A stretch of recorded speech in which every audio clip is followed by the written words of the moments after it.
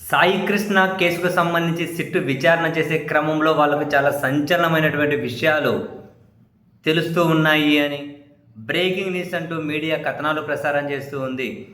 మీడియాకి ఏమైనా బ్రేకింగ్ ఏమో, లేకుండా విచారణ చేస్తున్న సిట్టుకు బ్రేకింగ్ ఏమో ఈ విషయాలు. కానీ జనాలు ఎప్పుడో జ్యోతిష్యులాగా ముందే చెప్పేస్తూ ఉన్నారు. ఏంటా సంచలన విషయాలు?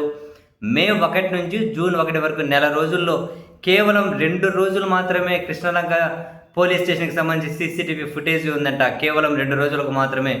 మిగిలిన సీసీటీవీ ఫుటేజ్ లేనే లేదంట. ఇందులో వింతేముంది మాస్టరు? ఇందులో ఆశ్చర్యం ఏముంది? ఎందుకంటే ఎప్పుడో 9 తీసుకొచ్చేసారు, 24 వరకు బూడిద చేసేసారు అని చెప్పి ఇంతగానం వార్తలు వెలువడుతూ ఉంటే, అదంతా జరిగిపోయిన 20 రోజులు 25 రోజుల తర్వాత ఈ అంశం బయటకు వచ్చింది.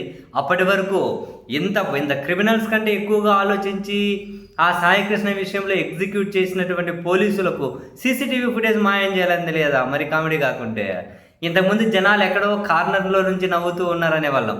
ఇప్పుడు దర్జాగా జేబులో చేతులు పెట్టుకుని నవ్వుతూ ఉన్నారు ఇటువంటివన్నీ చూసి. వాళ్ళకి తెలియదా ఇవన్నీ ఏం చేయాలి అని?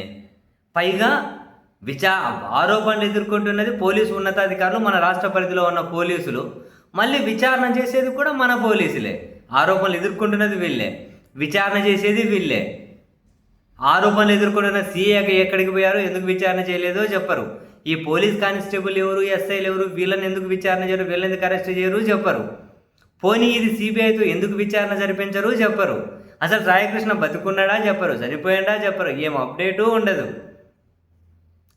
అసలు ఎంత దారుణం అంటే నిజంగా ఒక సిస్టమ్ అనేది ఒకటి ఉంటుందని, మళ్ళీ సుప్రీంకోర్టు ఆర్డర్స్, గైడ్లైన్స్, ప్రతి పోలీస్ స్టేషన్లో సీసీటీవీ ఫుటేజ్ 18 నెలల పాటు భద్రపరచాలన్నది సుప్రీంకోర్టు గైడ్లైన్. కోర్టులు ఎవరు ఫాలో అవుతున్నారు? వీళ్ళకి ఏదో లూప్ హోల్ దొరుకుతుంది. మొత్తం ప్రభుత్వమే వీళ్ళకు మద్దతు ఇస్తుంది. ప్రభుత్వంలో ఉన్న వాళ్ళు వీళ్ళను పెంచి పోషిస్తారు. ఎందుకండి సిస్టము, చట్టము, రాజ్యాంగము ఎందుకు ఇవన్నీ? ఎవడో పేదోడి మీద, బలహీనుడి మీద ప్రయోగించడం కోసమా? అవన్నీ ప్రయోగించి మేము కూడా ఎంత బలంగా ఉన్నాయో మా చట్టాలు చూడండి అని చూపించడం కోసమా? కామెడీ కాకుంటే ఆ Krishnalanka police station CC footage ఇంకా ఉంచుతారా? ఇంకా ఏమన్నంటే సాక్ష్యాల రూపం ఆపుకోండి అన్నట్టు ఇలా దాంట్లో పార్టిసిపేట్ చేశారని ఆరోపణలు వచ్చిన వాళ్ళందరినీ ఇంకా అది వదిలిపెట్టేశారు. ఎవరు పోలీసులు ఎవరిని దగ్గరికైనా ఇంకా తీసుకోలే. కామెడీ చూడండి. ఆ కృష్ణలంక అయిపోతే మిగతా సీసీ ఫుటేజ్ లేదా? ఎక్కడ విచారణ చేయాలి? ఇప్పటికీ ఆ విజయవాడ కోర్టు ఆర్డర్స్ కూడా ఉన్నాయి, కృష్ణలంక పోలీస్ స్టేషన్లో సీసీ ఫుటేజ్ భద్రపరచండి అని. ఆ కోర్టుకి ఏదో ఒకటి చెబుతారు వెళ్ళి, ఆ కోర్టు దాన్ని పరిగణలోకి తీసుకుంటుంది. లాస్ట్కి మేము వేలు పెట్టాం, కాలు పెట్టాం, జోక్యం చేసుకోమని వాళ్ళు అంటారు. సిస్టమ్ ఇంత దారుణంగా అపహాస్యం పాలైతే, వ్యవస్థలు ఇంత దారుణంగా నవ్వుల పాలైతే జనాల వైపు నుండి ఎవరి కోసం పనిచేస్తున్నట్లు వీళ్ళు? ఒక మనిషి చచ్చిండా బతికిండా? బతికింటే ఆడున్నాడు, చచ్చింటి బాడీ ఆడుంది. ఈ విషయం తేలాలి అంటే 3 విచారణలు కావాలా? కనీసం ఎవరిని అదుపులోకి తీసుకోకుండా ఏం విచారణ చేస్తున్నారు? వచ్చిన వాళ్ళందరూ పోవాలి, సాయికృష్ణ తల్లి స్టేట్మెంట్ రికార్డ్ చేయాలి, చేసి తర్వాత ఏంది?